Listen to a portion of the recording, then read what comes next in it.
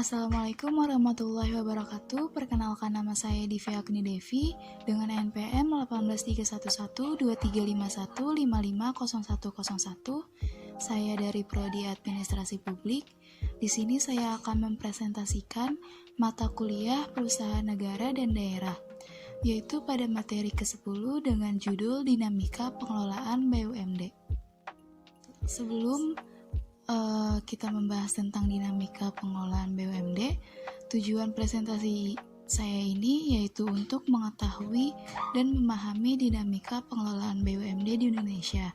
Yang kedua, untuk mengetahui dan memahami alternatif model pengelolaan BUMD, serta untuk memenuhi salah satu persyaratan nilai akhir dari mata kuliah Perusahaan Negara dan Daerah. Kita masuk pada pengertian BUMD. Apa itu BUMD? BUMD atau Badan Usaha Milik Daerah merupakan badan usaha yang dikelola, dibina, dan diawasi oleh pemerintah daerah. Sebagian besar bahkan secara keseluruhan modalnya berasal dari negara, yang diambil dari pendapatan masing-masing daerah. Selanjutnya kita masuk pada dinamika permasalahan pengelolaan BUMD di Indonesia. Terdapat beberapa permasalahan pokok yang berkaitan dengan pengelolaan BUMD, antara lain yang pertama, permasalahan payung hukum pengaturan BUMD. Pada permasalahan yang pertama ini, terjadi tumpang tindih pengaturan sektoral tentang BUMD antara satu peraturan dengan peraturan yang lainnya. Tumpang tindih antara peraturan yang mengatur BUMD dapat dilihat pada yang pertama, yaitu Undang-Undang Nomor 17 Tahun 2003 tentang Keuangan Negara terkait konsep kekayaan negara yang dipisahkan. Permasalahan ini berdampak pada proses dan tata cara pemeriksaan keuangan yang ada pada BUMD. Yang kedua, terkait dengan Undang-Undang Penanaman Modal dan Investasi. Permasalahan kedua yaitu permasalahan manajemen pengelolaan. Belum semua BUMD menerapkan sistem dan pengelolaan BUMD berdasarkan prinsip-prinsip tata kelola perusahaan yang baik ataupun berdasarkan prinsip good corporate governance. Kendala ini dikarenakan struktur dan karakteristik BUMD di tiap-tiap daerah berbeda. Permasalahan selanjutnya yaitu permasalahan sumber daya manusia. Masalah utama dalam pengelolaan BUMD ada pada ketidakmampuan sumber daya manusia yang mengelola dan kompeten di bidangnya.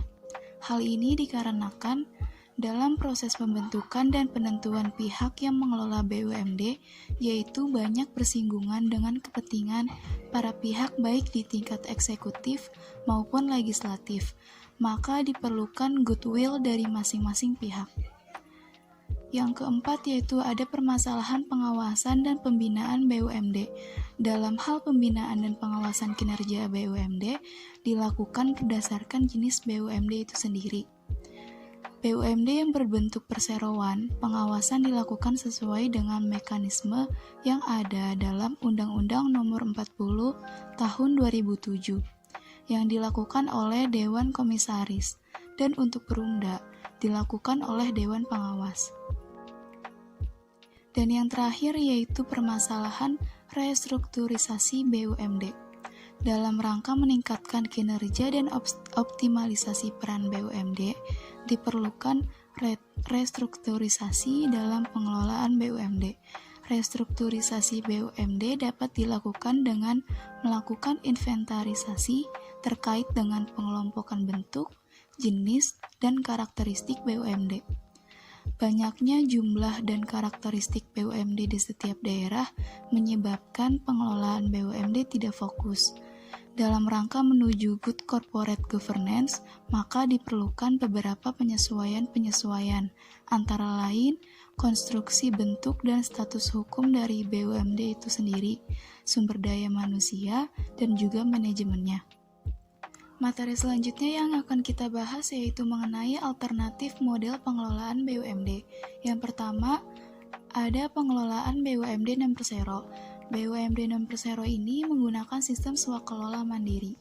yang dimana kewenangan pemerintah daerah selaku pemegang otoritas dapat melakukan intervensi kebijakan dalam konteks yang positif terkait kinerja dari BUMD melalui Dewan Pengawas, yang bertujuan mengemban misi sosial, kemanfaatan umum, kesejahteraan masyarakat, dan yang menguasai hajat hidup orang banyak, dengan menerbitkan peraturan kepala daerah, baik peraturan gubernur atau wali kota atau bupati yang secara substansi mengatur tentang rencana strategis BUMD.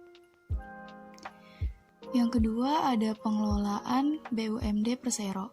Konsep pengelolaan BUMD Persero ini dapat dilakukan dengan konsep perusahaan grup dengan model holding company dengan beberapa tipe. Salah satunya adalah prosedur terprogram dengan grup usaha kombinasi.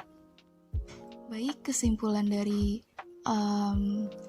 presentasi saya ini yaitu berdasarkan jenis dan karakteristik BUMD sesuai dengan ketentuan Undang-Undang Nomor 23 Tahun 2014 tentang pemerintahan daerah, BUMD dibagi menjadi dua bentuk, yaitu perusahaan umum daerah atau Perumda dan perusahaan perseroan daerah atau Perseroda. Dengan konstruksi dan bentuk BUMD seperti ini, tentunya memerlukan pengelolaan dan penanganan yang berbeda pula. Permasalahan dalam bentuk rangka pengelolaan BUMD, khususnya non-persero, sebagian besar terletak pada persoalan SDM dan manajerial dari pengelolaan BUMD. Dengan itu, maka alternatif model pengelolaannya menggunakan sistem swakelola mandiri.